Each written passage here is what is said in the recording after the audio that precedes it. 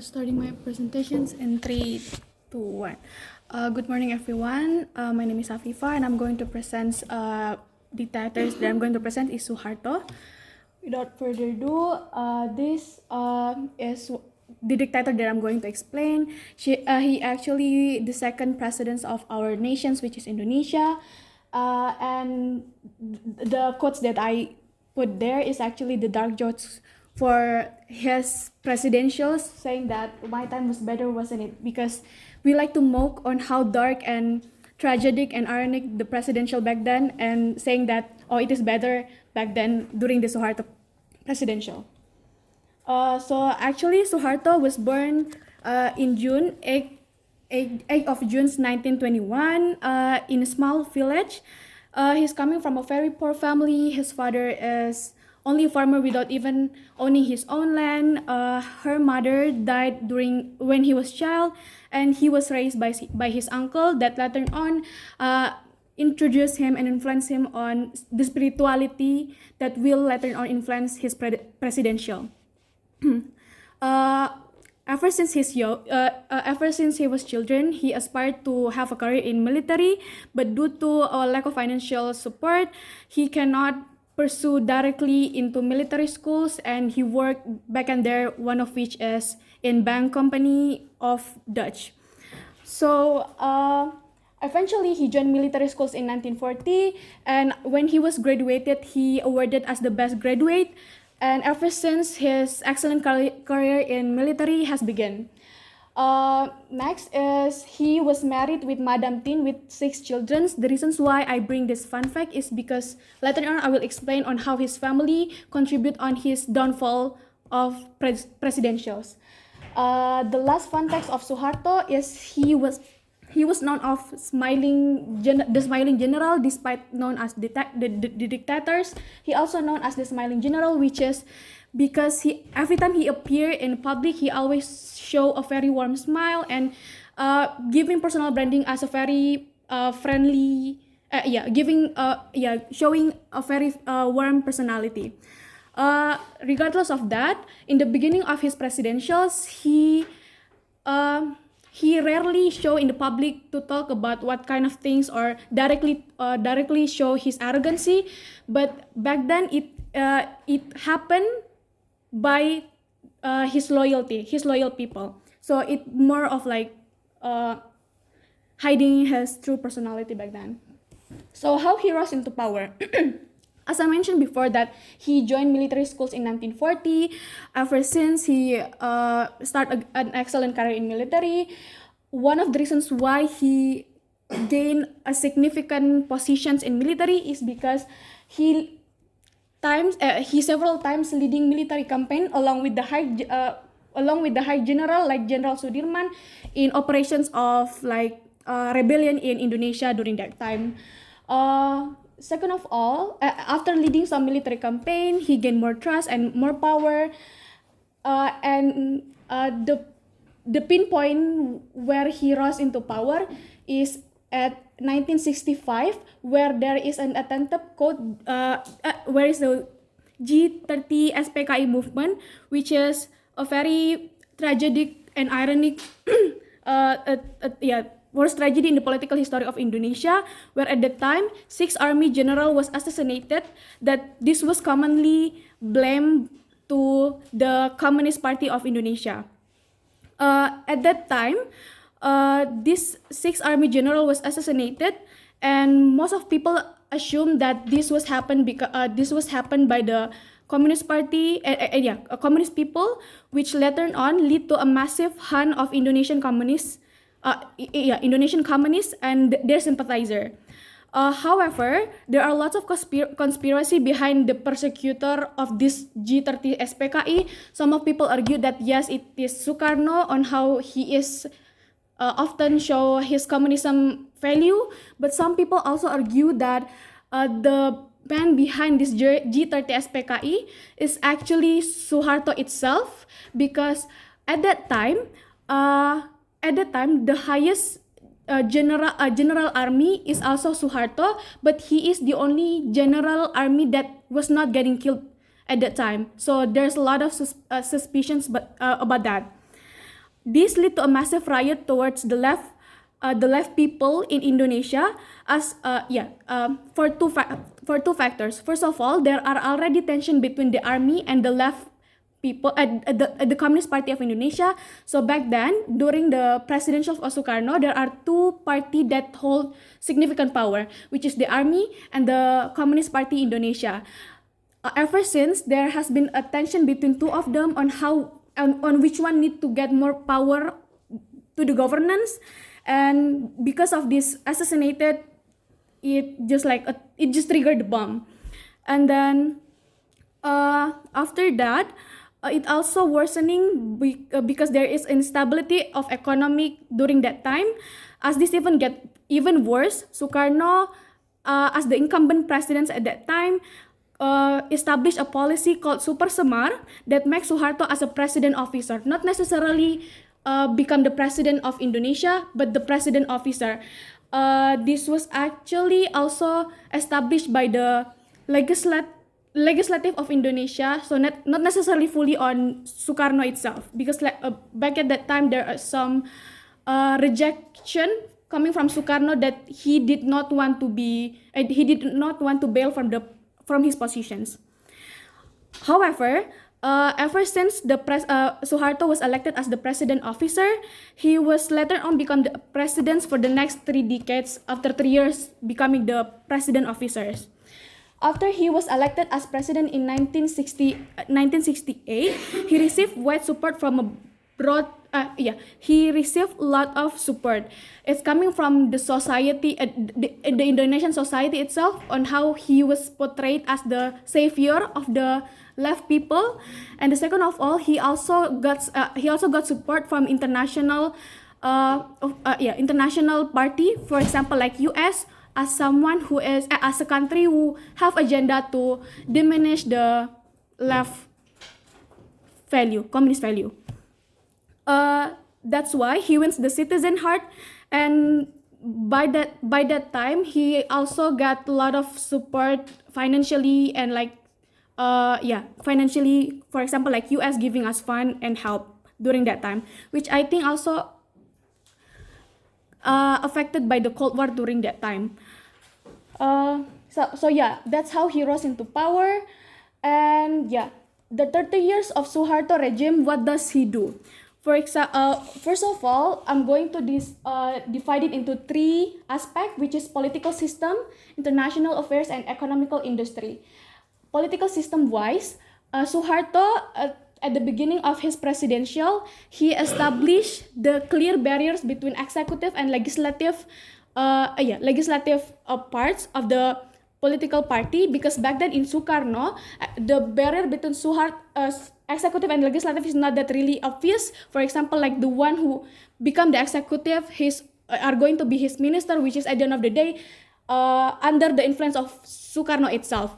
But during this Suharto's time, there's a clear executive and legislative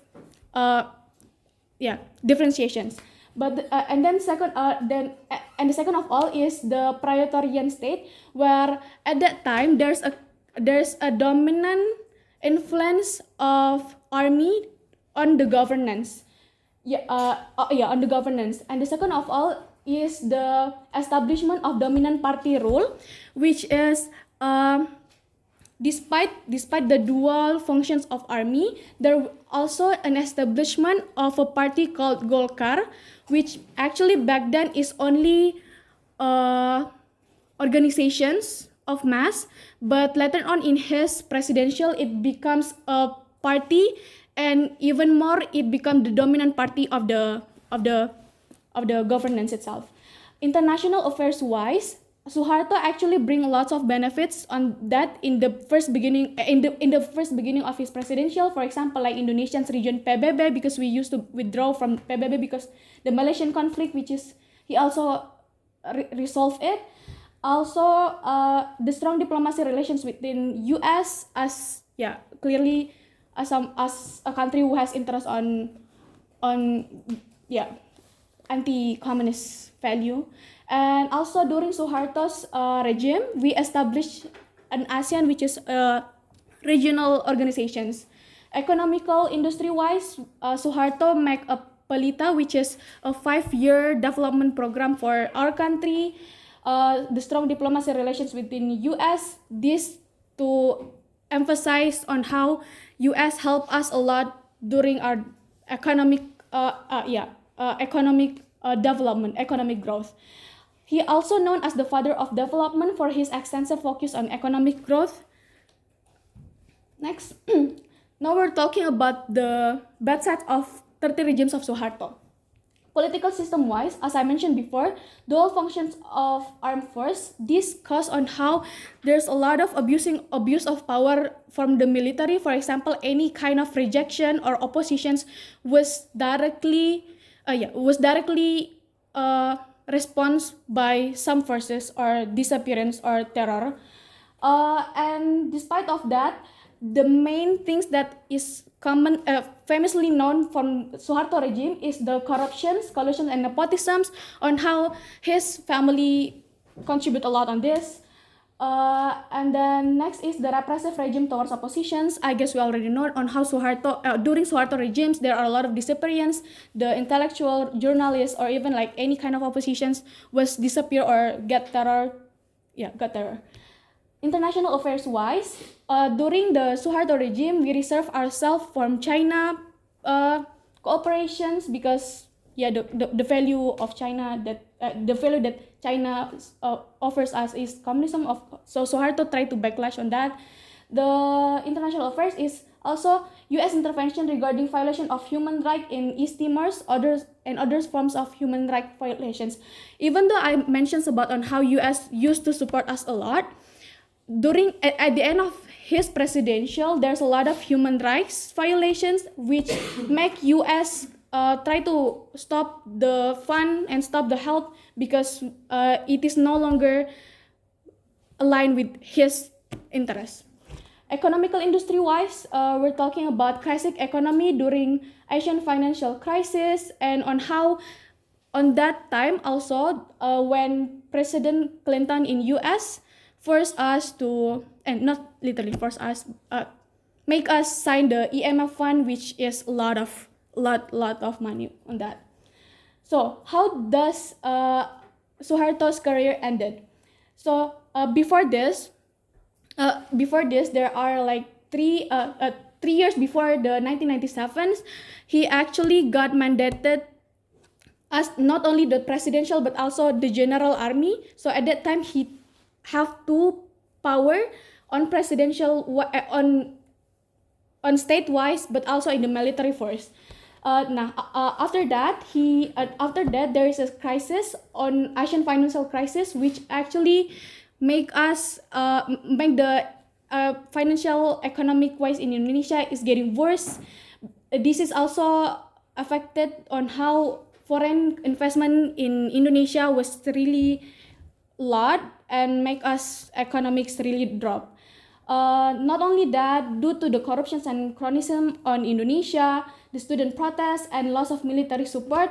Regarding the loss of military support, this has happened because later on because there are troubles. The trouble is getting heavier. For example, like the U.S. stopped supporting us, the student protest is getting loud. The corruptions, it's all getting messed up. Some military turns their backs against Suharto, and Suharto losing some support there. Also, the international support decline. all that make the resignations of Suharto on May 1998. So, how did Suharto regime affect Indonesian social landscape today? Even though I say that Indonesian citizen condemn Suharto a lot, it is undeniably we cannot deny that some people actually misses Suharto's regime. Like that is why I put the first meme in here, because some people really think that Suharto's regime is much better because there is more stability, regardless on how there's a lot of repressions, but they do kind of enjoy the economic stability back then, before the financial crisis, of course.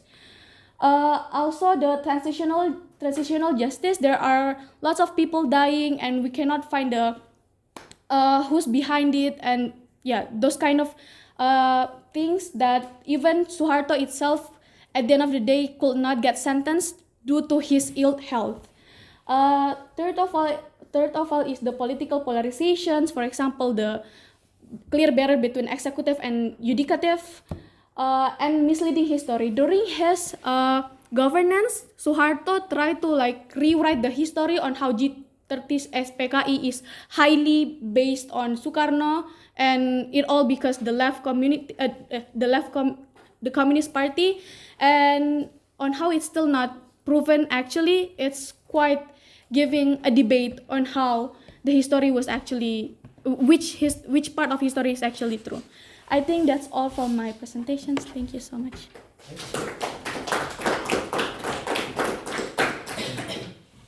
Okay, you noticed a couple of questions, so we'll start with maybe not. It's not a question; it's just an observation. You said that Suharto was like having good relations with the United States. However, in 1970s and already in 1960s, I know it because I saw some Czechoslovak foreign policy documents. He was like in a good relation even with the Eastern Bloc, which might be surprising, but and it surprised me as well, because especially after 1965, he was, of course, like a persona non grata, because Sukarno said that Suharto was the one who did like the purges of the communists. But because Sukarno was already not in favor that much in the Eastern Bloc, they did not believe him, because their fact file on Suharto was somewhat, okay, we know he's from the army, and we know that he's kind of right-wing leaning, but on the other side, we kind of see in him like a certain pragmatism. And this was like really interesting what you said in the end, that Suharto eventually kind of said that I didn't participate in 1965, it was all Sukarno. And I believe that this might be kind of the explanation that in the 1970s he blamed everything on Sukarno. Well, was his fault. I'm kind of good. I want a good relation with the Soviet Bloc. And in the period of D-Town, when the Cold War was kind of slowing down or getting easier, this might kind of explain why he was so kind of eager to also contact the Eastern Bloc countries as well. And that's one thing as well. Because the strenuous relations with China. At this time, Eastern Bloc was actually enemies with the communist China, so that's why I believe Suharto was searching for support for his anti-Chinese policies as well. Yeah, I actually read several articles on that, but when I read that, it drives me into confusions, because then if it just drives into confusions knowing that Suharto always portrayed himself as like anti-communist, but at the end of the day, there are several proof on how he tried to approach the Eastern part. I would say that he was, first of all, pragmatic, and since he kind of put a lot of effort into the economic development, you could see it in other countries. When there was an economic development, they always wanted kind of to have relations with both sides of like, the Cold War. Because this way you can make more money, diversify your economy. Yeah. Okay. One thing that I wanted to ask you is how the army and the party actually work together. Because you mentioned that the army was in charge, that he made kind of the differences. So why did he need the party? Was it also kind of to legitimize himself as a civilian leader, basically? Yeah, as I mentioned before, it was like dual functional military, dual functional armed force, which when for example, like if you are a general in an army, you could also partake, for example, become the mayor of a city. So that being said, you hold two power where if something goes wrong in your city, for example, you could easily throw like armed force on there. That's as far as I can explain to you that. Okay. But the reasons why, one of the reasons I know why does that happening, why Suharto applied that, is because he tried to put his loyalty into some strategic positions, which is most of his loyalty coming from the armed force itself. So that is why he tried to like put some easier and make very small barrier on the governments itself, so their loyalty could easily help him to run the governance and ease his path. And was he maybe kind of even thinking like to civilize the regime eventually? Do you familiar with that? Because he stick with the army to the end. Yeah, And yeah, I would yeah. say that if you establish a party, then you would like to try to like yeah, because it's never like a good sign if you are like backed by the army. So if you are backed by the citizens, it kind of looks like better. Yeah, yeah. So maybe To show more democratic yeah, countries. yeah. So did you kind of notice anything in his like career when he wanted kind of to put the army away and become? The only advantages that I could notice is on how it easier for him to get his clear path, and it is his path to the governance, to run the governance. But on that on that, like on how people will portray him better, I haven't noticed that. I just noticed that. Okay, maybe one thing, because I'm not familiar with that many pictures of him, but was he wearing uniform regularly, or was he kind of appearing in a civilian robe? That's actually one of the articles that I read, because he deeply influenced on Java spirituality. He more often using like Java traditional clothes rather than showing his army side. Okay, yeah, see, then this might kind of Yeah, explain it. this kind of connected that. Okay, and yeah, one more thing, and that's you mentioned some 5-year plans. Yeah. Which is of course something we are very familiar in here in Central Europe. Was there any like difference? Because in here the 5-year plans were actually like very rigid. You planned for almost everything, every aspect, because of the economy was nationalized. But was this the case in Indonesia, or the 5-year plans were more resembling like Western Europe, being loosely not nationalized necessarily? Unfortunately, I'm not really understand how 5 years plan on European But did countries. you have like a nationalized economy, like everything was run from the center, or no? Oh yeah. Yeah. This is actually one of the reasons why he called us the father of development, because he centralized the infrastructure, the health and educations to empower the citizens itself. Okay, but if you were like a United States company, could you come to Indonesia and open up business? Yes, if it's profitable, which has actually happened because during his era, he kind of opened wide to foreign investment, right? See, so there was like no nationalization, because if you nationalize, like we did in here, we nationalized everything. But like you can still nationalize something and still left some part of it to be for investment, right? But this was Western European model, was like we are going to nationalize like the important assets like energy, schooling. I see. But on the other side, you kind of leave a lot of space for foreign direct investment Oh, companies. then I would say that it's not heavily nationalized, because at that time, it was the time where Freeport, large tambang on Indonesia was open on Papua. So I think it's not fit to nationalize parameter. Okay. And maybe just last remark, because we are kind of running out of time once again. But there was I don't know if you are familiar, but close by to Indonesia, there are Philippines. And this is where I would say the American government started to dismantle the dictatorial regimes in Southeastern Asia, culminating with Indonesia. And it was the famous dictator Marcos who was running the country there. And in 1985, Reagan's government actually pressured him to step down. Funny thing is, the Philippines now have his son as a new acting president. Yeah. Hopefully, Indonesia will not get to Suharto's sons or something. Was actually asked by this year. I actually have video, but I could not show it because I didn't put it on my presentations. But the people behind Suharto's era was actually become the presidents today, which is make a lot of controversy. So, finger crossed. Okay. And one more thing, you mentioned like a lot about his family, but are there like family members around him, or are they around now, like the politics, or they are kind of ousted? Yeah.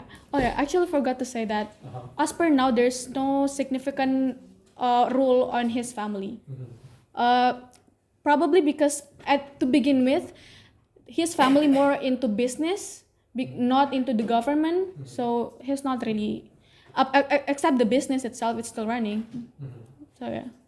Oh, So they have the money. And Yeah, they the can money. be satisfied, right? Yeah, we could not prove it whether or not it's part of the corruptions or nepotism because there's no enough proof. There are one time the Indonesian government started to sentence the son, but at the end of the day the judge of the court is getting killed. And maybe the last one, since you mentioned the popularity, there's like a nostalgia for Suharto. Do you think that maybe there will be, I don't know, like a regime that will resemble it, or Indonesia, or don't you think it's kind of possible in the near future? I pray for it not. I wish I wish it will not happen. Okay. But we never know in the future. It's Yeah. probably like there's a resemblance on that. But as per now, I didn't see any clues that it will happen in the future in short time. And is he still alive, or he? Suharto, Uh-huh. he was that he died already. Okay. Yeah. He died already. So at least they cannot vote for him anymore, right? Yeah, but his loyalty still exists. So which is the precedence now. Okay. Yeah. All right. Any questions from the general public?